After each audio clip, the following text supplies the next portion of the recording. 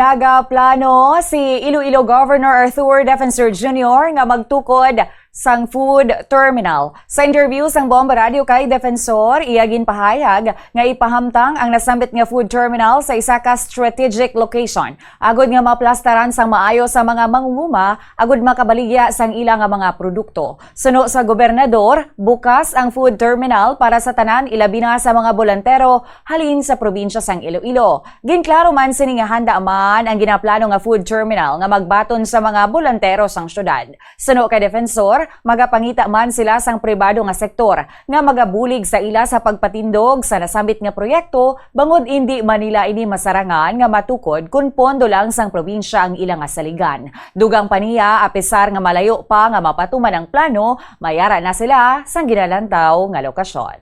We also have our plans. I'm not saying nga matabo na ini, but we are going for a food terminal. Some kind of, if this will happen, we will have meetings very soon. Sa totoo lang, this is some kind of a long-term plan.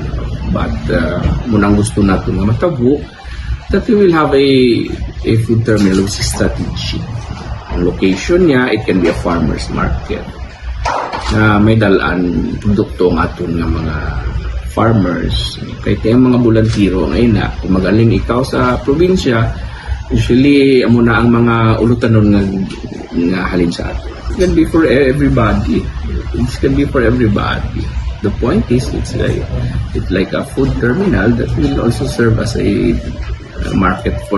direct market for our farmers. Kabahin sang pahayag ni Governor Arthur Defensor Jr.